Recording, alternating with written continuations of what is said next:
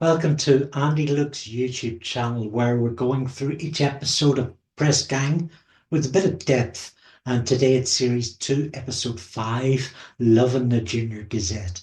I've said previously the lesser of Series 2 subplots are still quite a joy. The first third of the series is spent establishing and re-establishing what the show is and aspires to be. It lays a table and tells us about everyday life at the junior paper. They're decent episodes. With the exception of the newsroom lock-in and Colin's chess club, Moffat does a job of keeping things low stakes and grounded.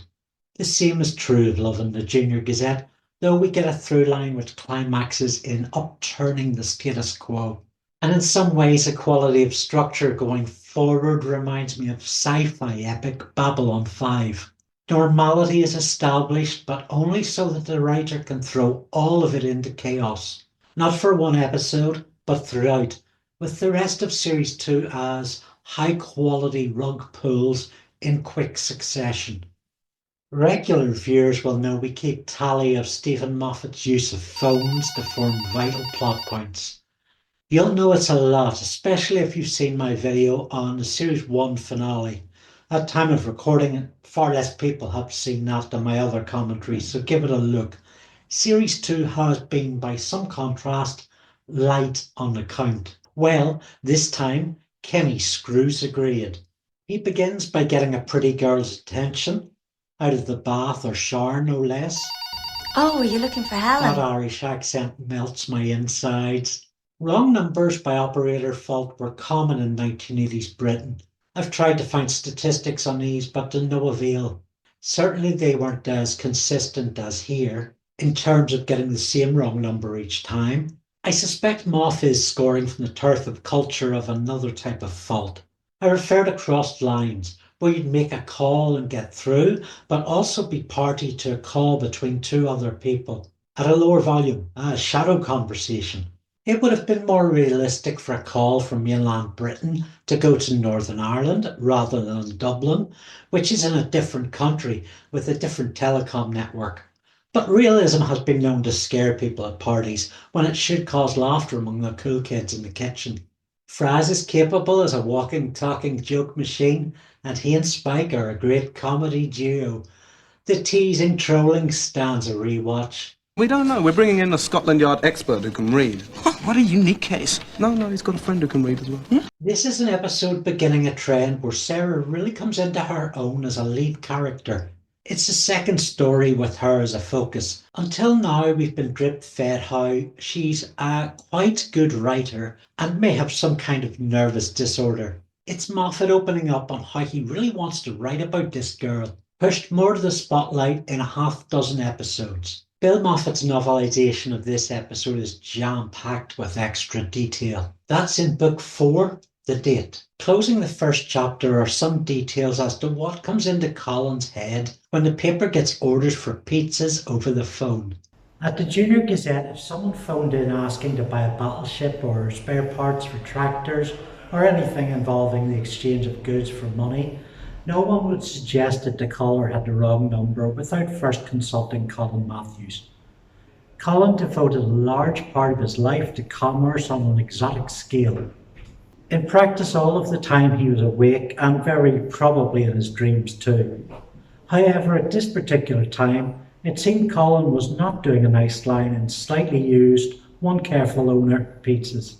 I'm not going to tally the number of phone calls the paper receives for pizza, but we can count how many it takes before Colin pivots to accept the sales. We also get significantly more insight, 5 pages, into Cameron Campbell, the paper's owner, and how several editors prior to Matt Kerr retired in quick succession. One tidbit is that the Junior Gazette offices housed the staff of the senior paper just prior to Series 1.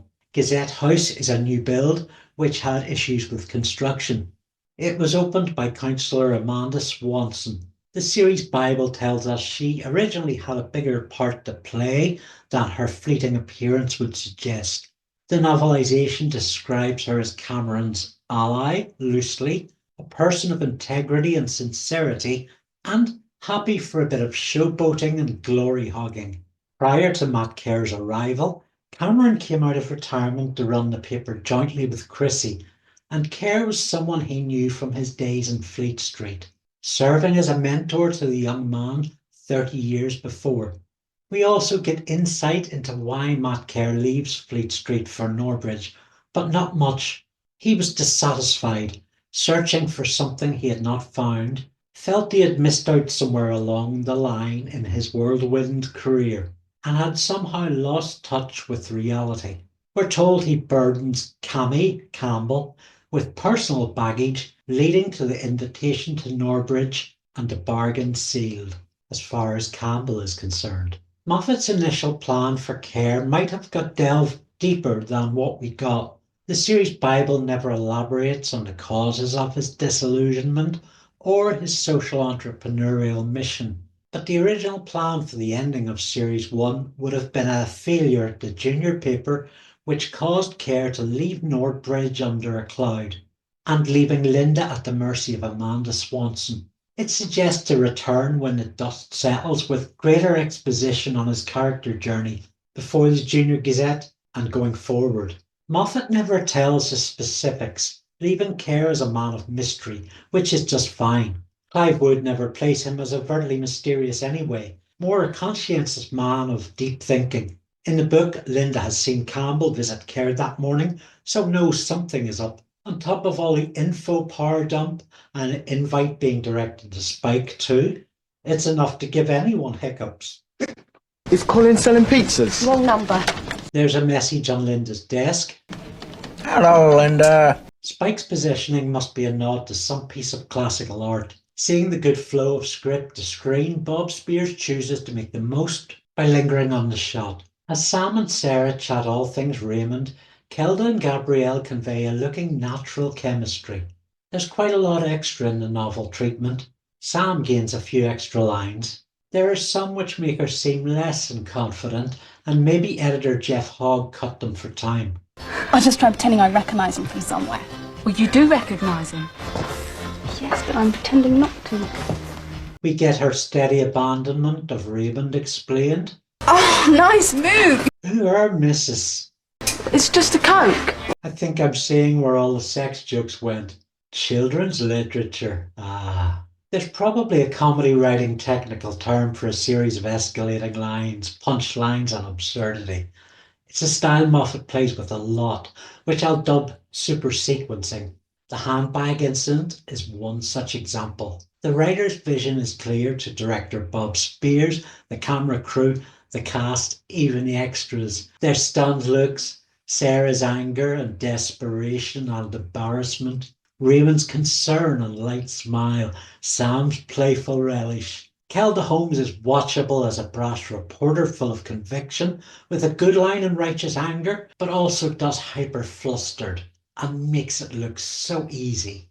Dublin hangs up on Kenny, and the course of true love never runs straight, more tangled, like a phone line. We might have to place a counter on Kenny's aunt in Sherrington at this point. What is it this time? Ill? Dead? What the hell? So I've just remembered I'm visiting my aunt in Sherrington. She's ill again, and it's very serious.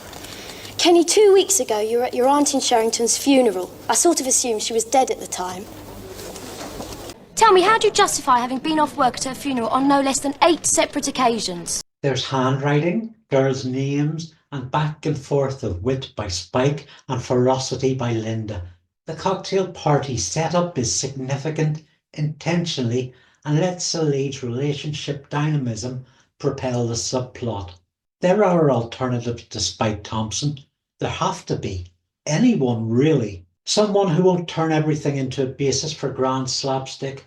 Someone who won't harbour a clever plot twist revealed later on.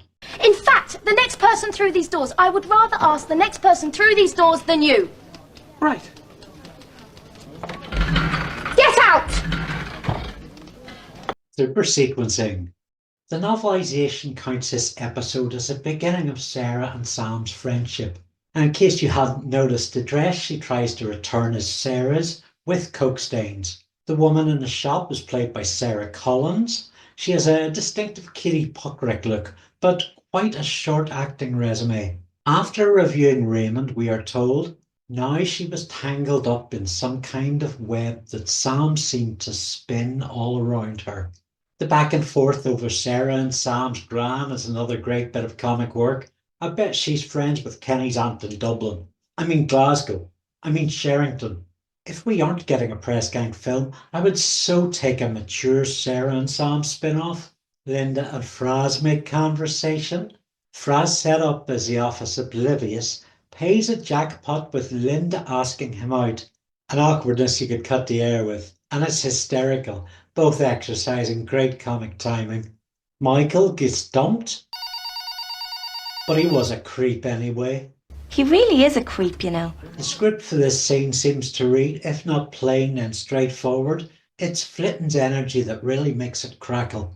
Nothing more seductive than an Irish accent, but the flip side of it is a deep cut. Her tone acts as a prelude to Kenny's own rage in the final scene, a lighter storm, a harbinger. Oh, no, really, it was good. I can also see how it may have been influenced by Moffat's divorce at the time of writing. It was particularly hard on him. Other members of the production were aware of the mental distress it was causing. Sawalha said as much in her commentary on Series 2, noting that his office was a sight of screwed up balls of paper and a definite mood. There must be something wrong at the exchange, because people keep ordering pizza from us. Have you tried finding the operator? Yeah, I get a pet shop in Birmingham. Hamsters? Young Moffat said Kenny as a character he felt was the most like himself. The chat with Dublin lays out his stall, that Kenny defines himself as a nice guy, which will be the focus in Rock Solid. If Moffat's divorce was indeed channeled through Kenny being dumped and Dublin dumping someone else, Moffat has written it in such a way as to convert the pain, to transform it into something quite touching. More than that, gorgeous. Transformation of emotion to intent on the page is a goal every writer aspires to. The novel tells us Sarah and Raymond's date is a walk, a hot dog, and coffee from the caravan outside the RAF camp. Make of that what you will. There's a lot more to Raymond's burger story too, but as I'm dangerously close to plagiarism at this point, I figure I may just post it to the brand new press gang Reddit I'm setting up. When Raymond asks her to his play, the changes in vocal pitch as she squirms are hilarious. An Inspector Calls is a modern morality play by J.B. Priestley. Moffat could have been aware of it as a 1982 British TV serial or on the World Service in 1988, or maybe in his work as an English teacher. The story concerns an inspector questioning members of a rich family one at a time, exposing their responsibility and remorse as regards a crime, with the identity of the inspector himself being called into question. It's a good story. In terms of plot, it doesn't relate to this episode, really. I can't see much there, although there are themes we might wonder about. An Inspector Calls interrogates Victorian and Edwardian values built around wealth. Here, Sam may stand in for the factory owner. Her decisions are firm and dominating. The same could be said of Sarah, who initially doesn't care who she hurts. But there's also her call a spade attitude, which is a counter to polite society etiquette. Of the three, it's Raymond who is presented to us most like this middle-class figure. Yeah, he's performing at a non-profit community centre and can be read more clearly as the play's working-class factor. Though we could say that of Sarah too. The pages of the Junior Gazette do have power, but it's also got a lot in common with grassroots community culture. However, the rich woman in An Inspector Calls works on a project to help poor people, but ultimately fails through conscious and intentional neglect. So Sarah, a well-off student helping troubled teens, is about to fail Raymond. In the play, the working-class victim is found to have committed suicide because of failures by the powerful. This is a fate befalling Raymond on reading the review in Spike and Fraz's fantasy scenario. There's a suggestion in the text as it appears on screen that Raymond Adams has already been critically panned by the Junior Gazette or another paper ahead of Sarah's piece. The novelisation focuses more on the review to come. This cements Sarah's article as a piece of newsroom infamy. It's worth noting, prior to Press Gang, Steven Moffat had small success as a produced playwright. I couldn't find reviews of the productions he worked on to tell if those had an effect on him. War Zones was performed at the 1985 Glasgow Mayfest and the Edinburgh Festival Fringe. No story details found. Item GB 247 STA MN 308012 in their archive if you want to look it up. He appears to have had a hand in directing Peter Canwell's musical Carrots in 1984. And he followed this with a musical comedy called Knifer, which debuted in September 1986. It's set in London 1910 and is a tale of a street criminal caught up in international espionage. Knifer was performed again in the Moffat family local town hall in 1990. I have no dates, but the same year as the broadcast of Series 2. And of course in 2020 he wrote The Unfriend, performed in 2022 and successful enough for a second run in 2023. It's gone down well with reviewers. The novel builds on the glimpse of insight we get when Kenny calls for final paste-up. In summary, it's how his role is quite key. As a coordinator engaging the staff and driving them forward, he is making the final version of the edition. This is common to a lot of assistant editors, at least back in the day it was. For example, if the editor takes 2 weeks holiday, Lynda wouldn't, most assistants of a year in a role should have no problems running the paper in their absence. Dublin Girl has given Kenny a swagger and a skip in his step. So that's 2 deep pan pizzas with anchovies and a special... Sorry, wrong number. In Interface, Lynda is non-compromising about articles appearing without a byline. I may have got in a wee dig then about the twist to Sarah's theatre review, and I've overlooked that it's a head of graphics who, conceivably, has as much power as an editor over the final edition, legitimately or mischievously. Look, I'll call you back, okay? I'll be waiting by the phone. Poor Kenny, the cracks are beginning to show. Oh, Rachel! So all it took was a few strikeouts in Biro, which gave Sarah time to reconsider her options. A change of tack. This is a lovely, playful little scene. Not too sentimental either. The balance is restored. Everything is right with the world. Kenny, not a person who raises his voice. The camera pans in slowly as Lee Ross projects a bloody rising intensity. We've not seen this from him. And swirling around his ears are the usual spiked Lynda antics, themselves heightening in drama, the sound of their one-upmanship bouncing off each of his ears. He's trying to sit with his thoughts, but there's always a last word from someone else. The top 10 charts highlights of their relationship history forced on his listening. Will you two just shut up? It's a delightfully tear-pulling piece of comedy. The meltdown is for both of them, but physically directed towards Lynda, from her oldest friend no less. I don't think she's ever seen this side of him.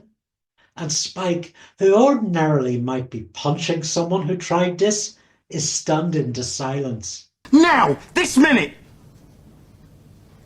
Spike, want to go to a party? Spike! Yeah, sure. Love to. The meltdown is certainly among my Press Gang top 10 scenes. It's a powerhouse, a cliffhanger of sorts. The will they, won't they's put centre stage now. This was the first of a consecutive run of 4 episodes directed by Bob Spears. He'll steer us through some incredible episodes now, including a BAFTA win. Press Gang won't stop for breath there either, with the back 5 concluding some major status quo structure. I love the Junior Gazette. As you can tell from the visual on screen now, by that blonde from Graphics, you know, the one that makes the phony returns to dress shops. Julie. Of course, Julie. That we're going to wrap up with a quick double bill special feature. Raymond Adams is played by Atlee Lawrence. He first appeared as William in 1989 TV movie Not the End of the World. TV movies and miniseries were his thing, appearing a half dozen over his short acting career on screen. He followed Press Gang with a two-part opening series 2 of BBC drama South of the Border, an entry in the woman police and private detective genre with broad themes of reform and economics versus principles.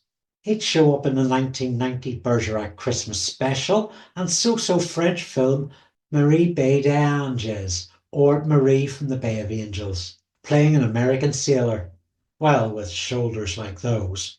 That was 1997, after which he took a 20-year break from the screen. He returned in two short films, Jazz about race, war and identity, and When I Killed a Cat from 2021, with its focus on mental illness and perception. He might be best known for 2018 film Curates. It's a portrait of contentious Hungarian filmmaker Michael Curates as he grapples with political intervention and a dysfunctional family relationship amid the troubled production of Casablanca in 1942. Lawrence played the assistant to Curates. The film's plot and dialogue has been critically panned, but apparently the cinematography is beautifully lit and aesthetically fantastic. And there will be other appearances on screen I've not pinpointed, some of which pop up in his show reel on Vimeo, linked to below. Keep an eye out for his Deep South Saul Goodman character. Lawrence also works as a vocal trainer, director, and with a Shakespeare theatre group based in Budapest. This is something I learned via his YouTube channel. It includes a recording made during the COVID lockdown where he hosts a Zoom roundtable amongst actors on the challenges and opportunities of workshopping theatre remotely. And the channel also has extracts from his performances of Othello and the Scottish play. Love in the Junior Gazette was Eileen Flinton's third television appearance and her first role after childhood. Way back in 1983, she made her debut in the Irish RM, featuring Peter Bowles. Criminally, there's only a string of other appearances. The Treaty and The Haunting of Helen Walker TV movies in 1991 and 1995 respectively.